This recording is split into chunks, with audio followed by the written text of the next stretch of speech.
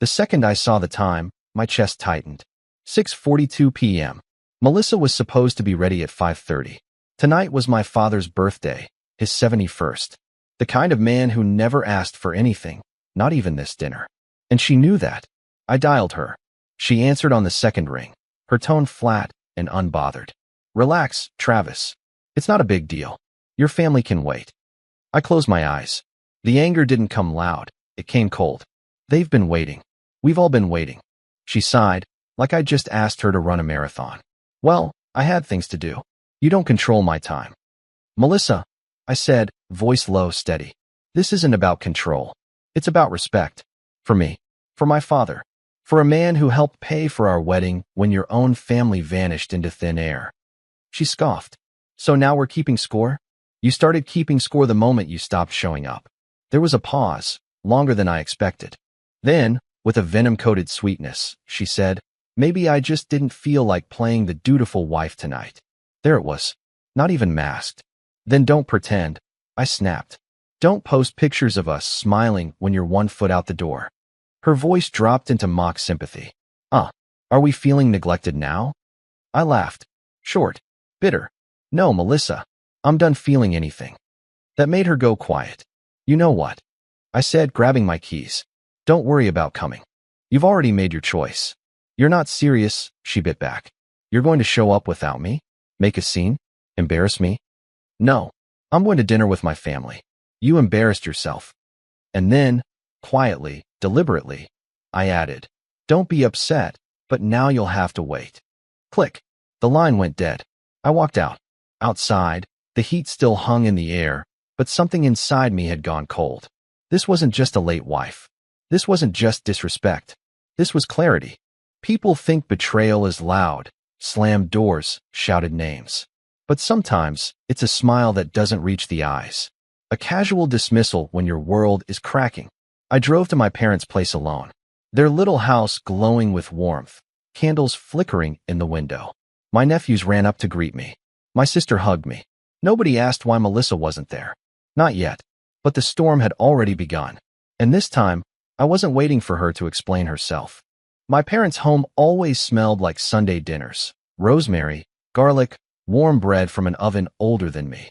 Laughter echoed from the kitchen to the back porch, where my nephews had turned a deck chair into a pirate ship. My father was wearing the same plaid shirt he wore every year for his birthday, patched at the elbows, but proud as ever. I could have let the night wrap around me like it used to, but the buzz in my pocket kept reminding me that some shadows follow you indoors. Melissa. She'd called 3 times. By the 4th, I stepped away from the crowd and answered. Well, she snapped the second I picked up. I'm dressed. Where are you? I'm at the dinner, I said simply, eyes on the string lights overhead. Excuse me. Her voice sharpened. You left without me? I told you I was leaving, Melissa. She laughed, a sharp, disbelieving sound. So you're really going to act like a child and punish me? Over what? Being a little late? You were an hour and a half late. You didn't call. You didn't care. And now you're ready because what? Your plans changed? There was a pause. You're being dramatic. I looked through the window, watching my dad cut his cake while my nephews tried to sneak fingerfuls of icing. No, I said. I'm being clear. Call a taxi. That silence, thick and charged, stretched just long enough to crack something. You're unbelievable, she hissed. What are you trying to prove? That you're independent now? That you don't need your wife? I smiled faintly, though it didn't reach my eyes. I'm not trying to prove anything. I'm just done playing chauffeur to someone who can't be bothered to respect my time or my family. You're making a scene. No, I said calmly. You're just not part of it anymore.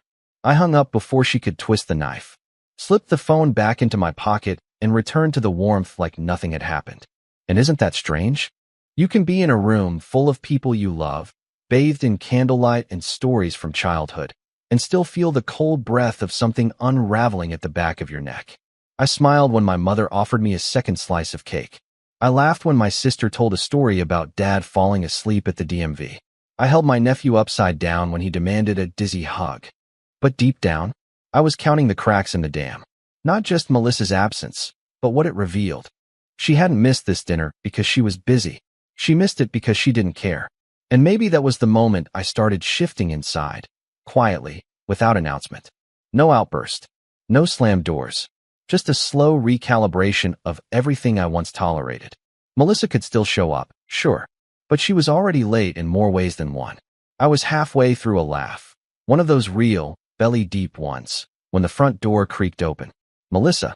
Her heels struck the hardwood like a warning shot, one sharp click after another. She was overdressed, overposed, wearing a coat she rarely wore unless she wanted attention. Hair curled, lips red, presence loud. But the room barely stirred. My mom handed my dad another slice of cake. My nephew shouted something about Pokemon. My sister raised an eyebrow but didn't pause her story.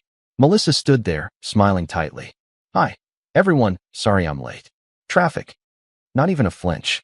A few murmured greetings. Someone coughed. She looked around, trying to locate the warmth. But it wasn't here.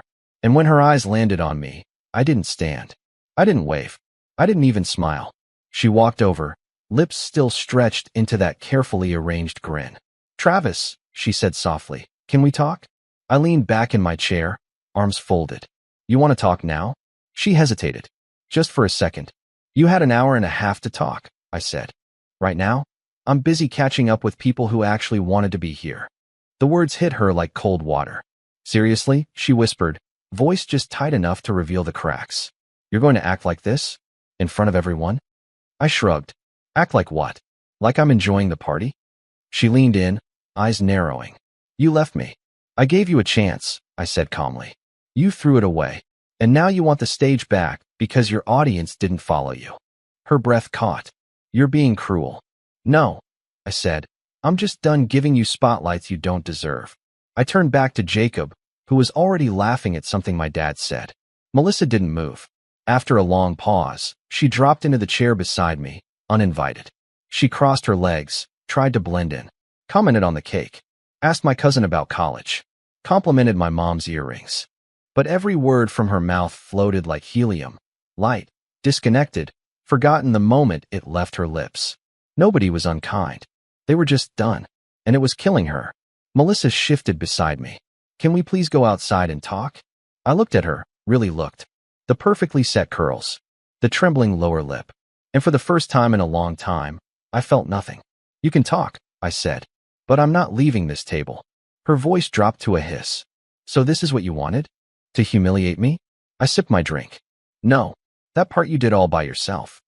Her jaw tightened, and I knew she wanted to slap the smirk off my face. But instead, she smiled again.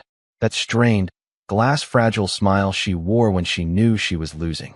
She stayed another 20 minutes, trying to claw her way back into a moment that no longer needed her.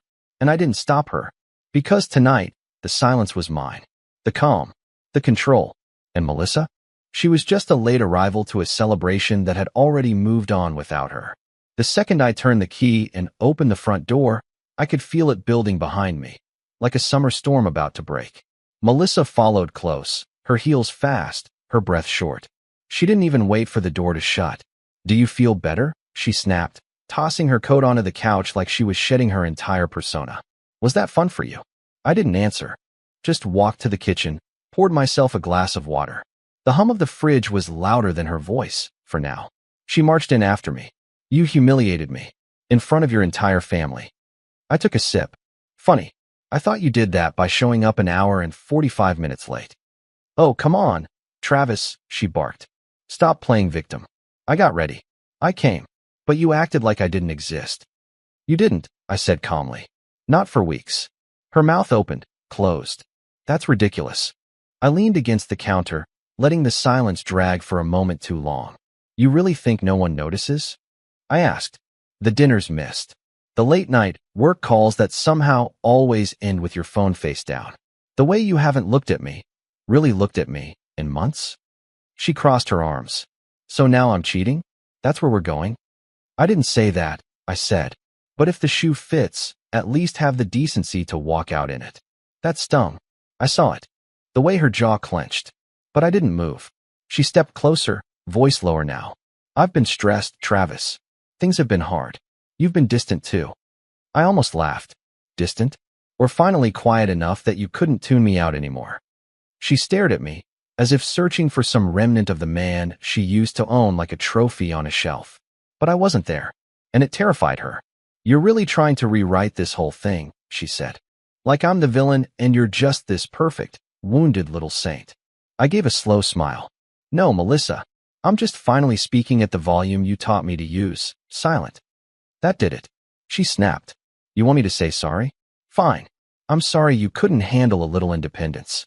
I'm sorry your ego bruises every time I don't fall at your feet. You think your family's cold now? Try looking in the mirror." I walked past her, calm, detached, and opened the sliding door to the back porch. "Where are you going?" she demanded. "Somewhere quiet," I said. "Somewhere you're not talking." I stepped out and closed the door behind me, letting the cool night air hit my skin like a balm. Out here, the world was still. Crickets hummed. A few porch lights flickered down the street. I sat on the steps, staring at nothing in particular. Inside, I could still hear her pacing, mumbling, angry at herself, or maybe angry that I didn't break this time. That was the moment something clicked. For so long, I'd been reacting, trying to decode her moods, trying to fix, appease, preserve. But for what? A woman who weaponized silence, turned her absence into punishment, and called it freedom? No more. I wasn't playing defense anymore. I'd been on the emotional ropes, swinging wild, hoping to land something that looked like connection. But tonight, I stopped swinging. I started calculating. If she wanted a game, fine. Let it be chess. And the first rule of chess? You never reveal your real move until it's too late to stop it. The morning after our fight, I didn't sleep in. I didn't sulk. I didn't stew in silence like I used to. I made coffee, shaved clean, ironed my shirt. Melissa walked into the kitchen in her robe, hair tied in a loose bun, her expression guarded, like she hadn't decided yet which version of herself she was going to play today. Apologetic wife? Indignant victim? Aloof stranger? I didn't wait to find out. "Morning," I said, calm as ever. She blinked. "Morning." That was it. No mention of the fight. No sarcastic recap of the party. She waited for me to start something. I didn't. I grabbed my travel mug, checked the time, and headed for the door. "You're leaving early," she said. "Busy week," I replied, slipping on my shoes. "Got stuff to do." She frowned faintly. "Like what?" "Work." "Since when do you leave before 7? I paused, hand on the doorknob. "Since now." She didn't like that. Her tone sharpened just a hair. "Well, will you be back for dinner?" "Doubt it." "Meeting." I finally turned, met her eyes. "Just somewhere people want me." Then I walked out. The air outside felt crisper than usual, like something in the universe had clicked into a different gear. And for the first time in a long while, I didn't feel guilty for keeping my life to myself. That day, I stayed late at work. I wasn't lying. I really did have deadlines. But even when I didn't, I lingered. I had coffee with coworkers I usually ignored. I answered emails slower, on purpose. I took the long way home. Melissa texted around 6. "Still at the office?" I waited 20 minutes before replying. "Yeah, don't wait up." She didn't respond. The next morning, she was up before me, rare. She stood at the stove, making eggs. A peace offering? Maybe. Or a test. "You're working late again today?" she asked without turning. "Probably." Another pause. "You've been really unavailable lately." I sipped my coffee. Is there something going on?" I met her gaze across the kitchen. Not angry. Not bitter. Just calm. "You mean besides you pretending nothing's broken?" She flinched, then covered it quickly. "I'm not pretending." "No," I said. "You're avoiding. There's a difference." She bit her lip. "So now you're punishing me?" I tilted my head. "Funny. You disappear for months, and now I'm the one punishing you because I'm not sitting by the door like a good dog?" The silence between us grew legs. Started pacing the room. She finally said, "I just want to know where we stand." I leaned in, real close. "We stand where you left us."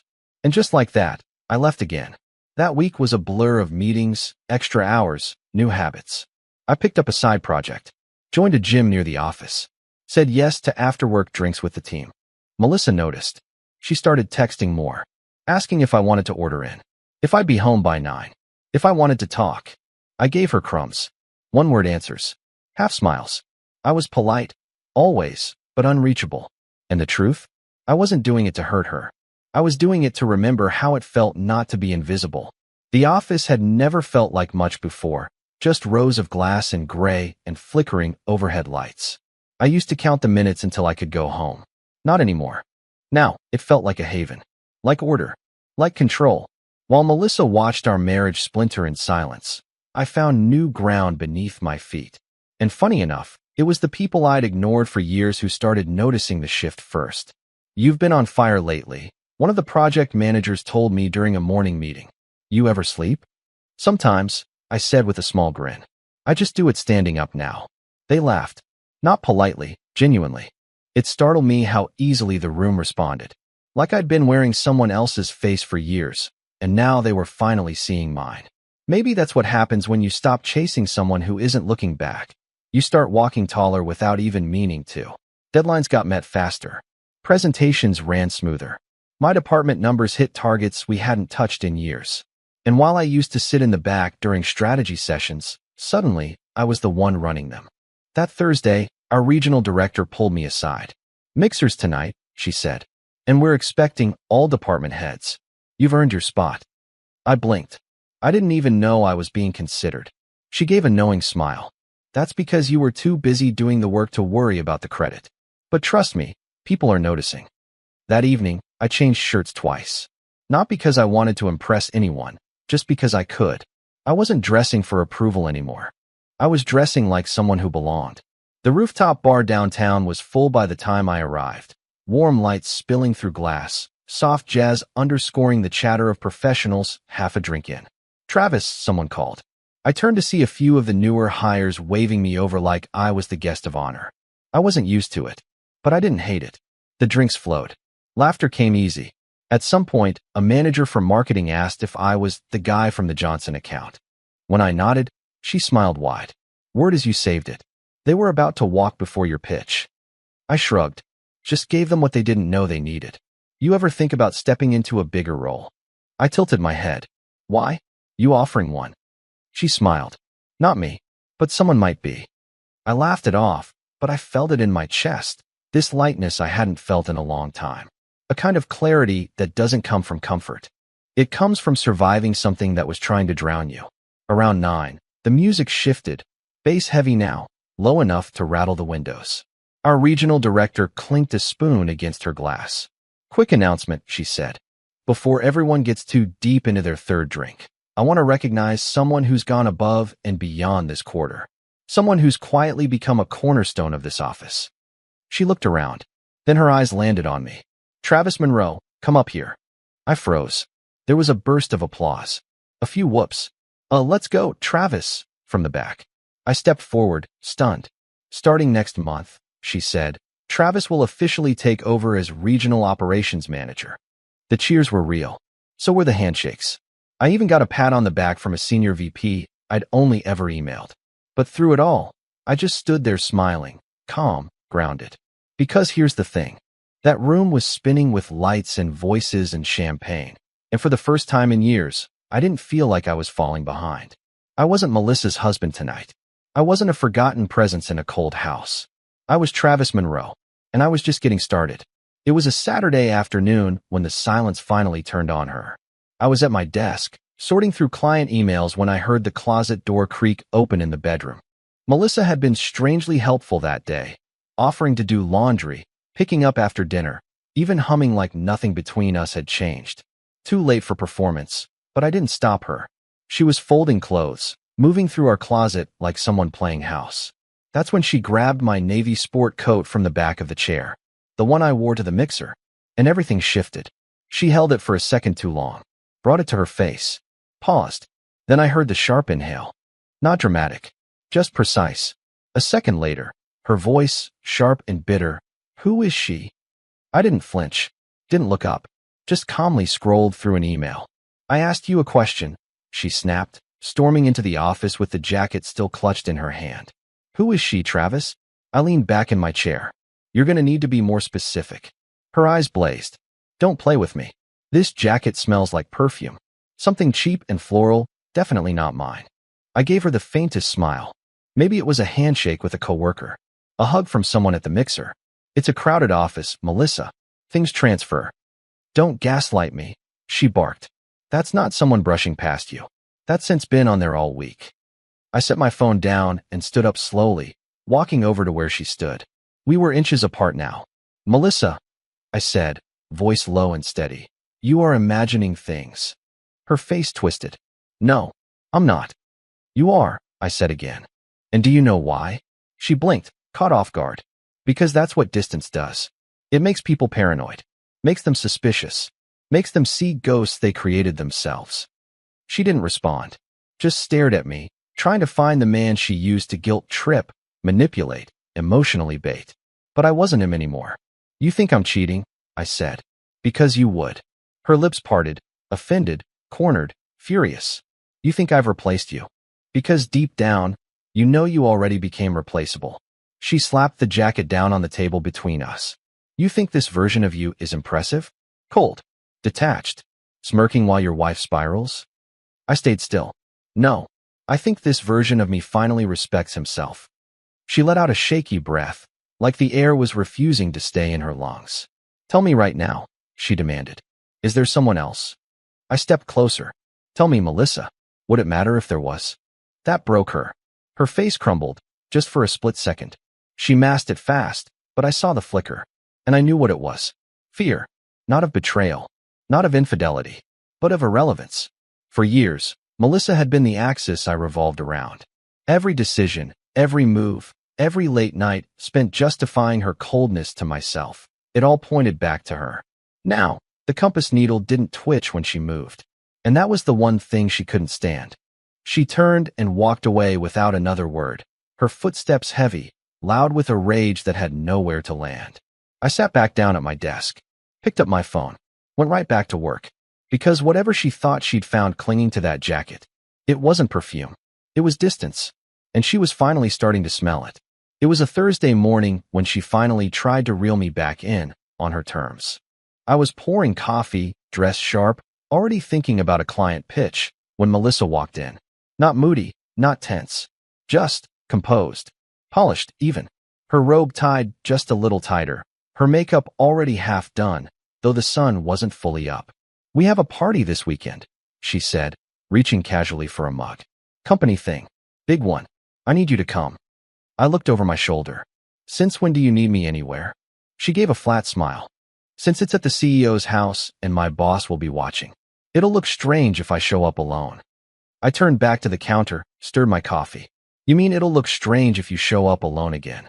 She didn't take the bait. It's black tie? I'll send you the address. Just be on time. No, please. No, would you like to come? Not even a trace of apology for the months of absence and emotional vacancy. Just an expectation that I'd show up, smile, stand at her side like I was still hers. I didn't argue, didn't hesitate, just said, all right. She looked surprised for half a second, but recovered fast. Good. She left the room, and I started planning. Not vengeance, not theatrics, just precision. That night, I pulled out my tux, had it dry cleaned, polished my shoes, ran a comb through my hair like I used to when we were dating. The suit still fit, but I didn't wear it for her. I wore it for clarity, because I knew exactly what this party was. Not a celebration, not a social obligation, a performance. Her performance. Melissa had built her world on appearances, on curated social charm. Just enough flirtation to feel powerful, just enough control to keep others orbiting her. But tonight, she'd invited me into the theater, into her space, and she didn't know I'd read the script before she handed it over. Saturday came. We rode in silence most of the way, windows down, music low. She looked out the window, pretending not to check her reflection in the side mirror every few seconds. I watched the city lights flicker across her face, wondering what version of herself she'd decided to wear tonight. We pulled up to the gated home, a sprawling property with glowing lanterns, soft jazz echoing from the backyard. The kind of setting that screams money disguised as warmth. Before I could even open my door, she grabbed my wrist. Don't let them think we're a couple. Just like that. The mask slipped for a second, and I saw it.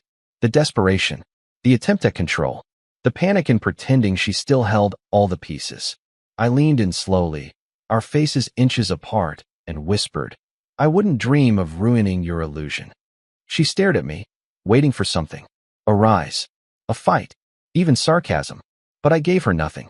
Just that same calm, unreadable quiet that had been driving her mad for weeks. She stepped out first. Her heels hit the pavement like applause cues. She straightened her dress, touched her necklace, and smiled the way she always did when entering a room that might hold opportunity. I followed, a few paces behind.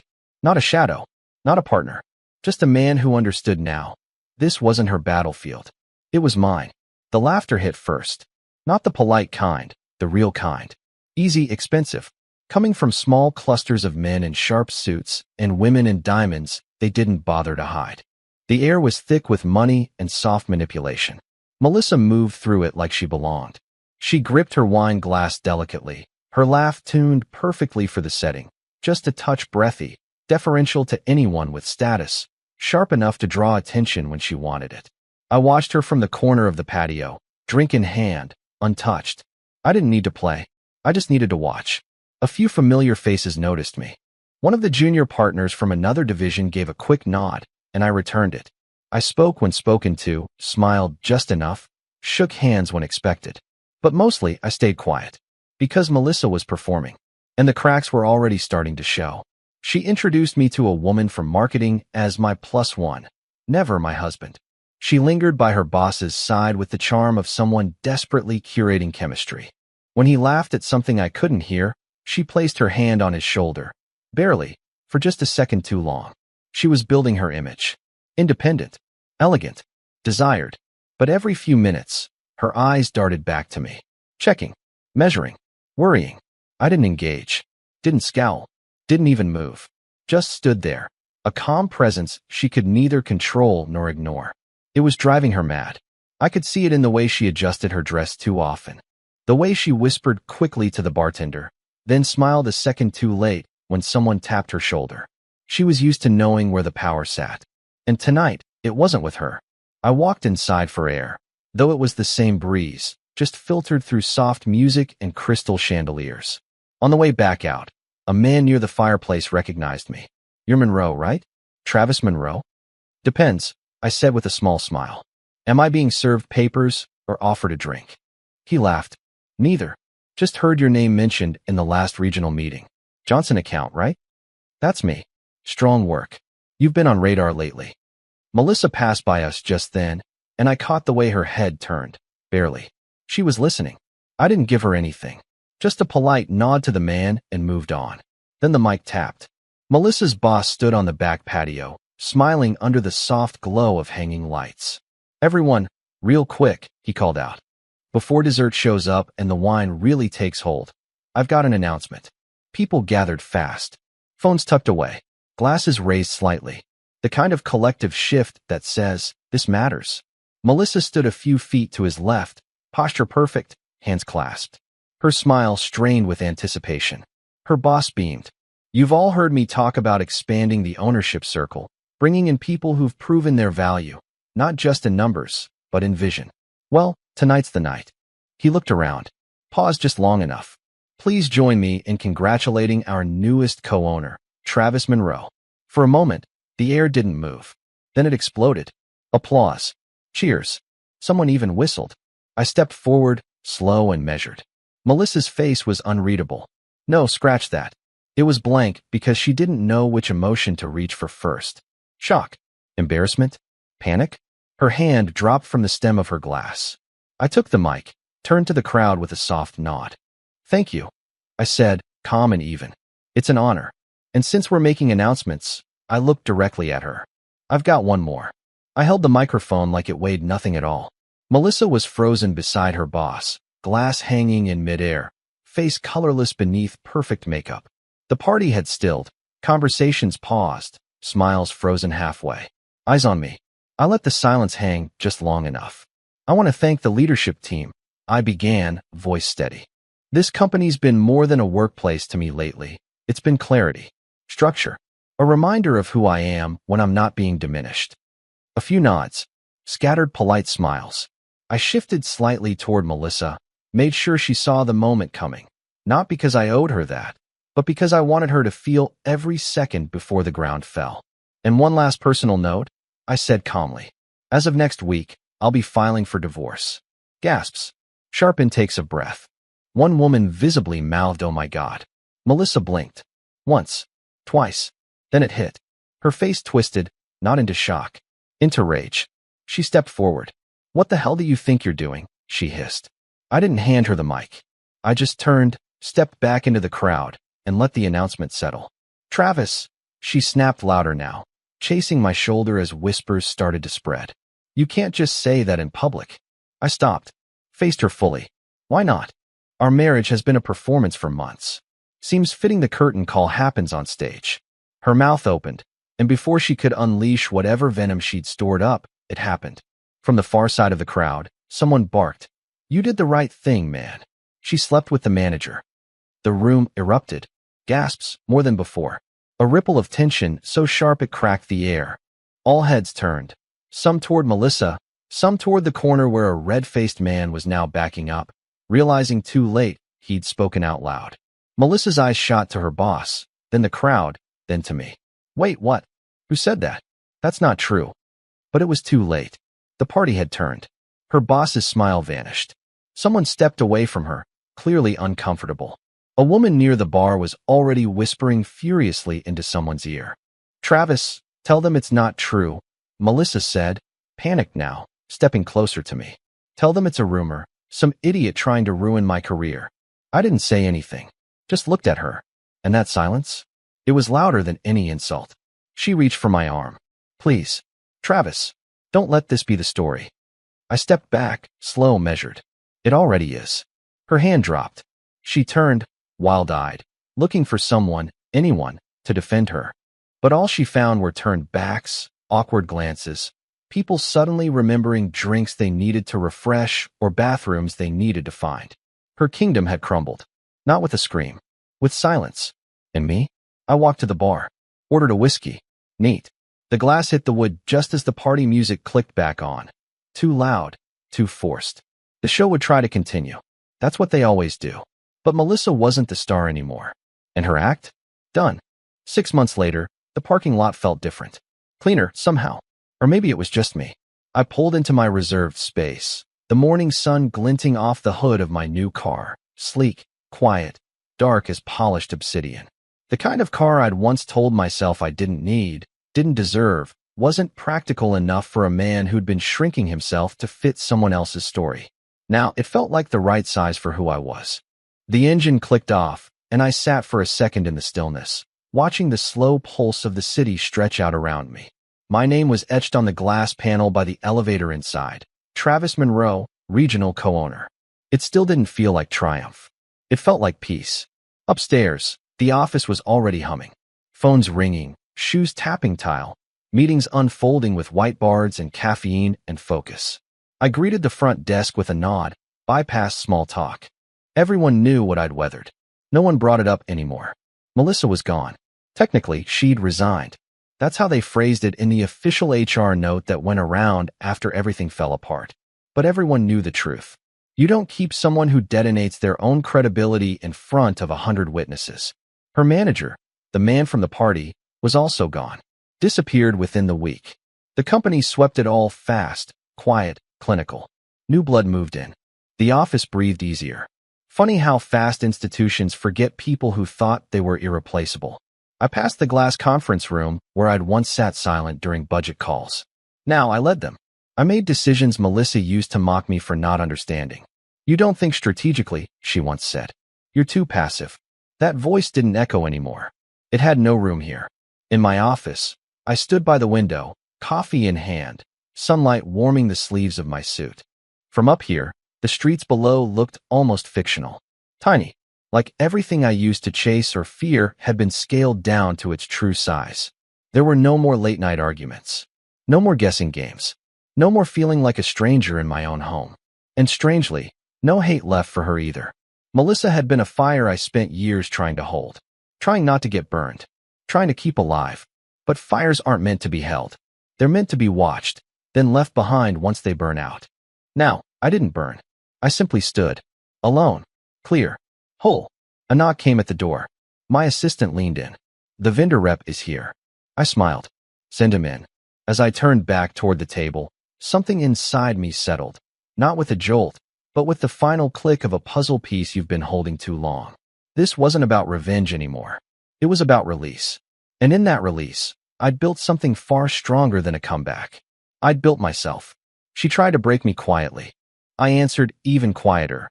with success, silence, and a view she never thought I'd reach. And to anyone watching, wondering, doubting, here's your reminder. Peace is the loudest victory of all.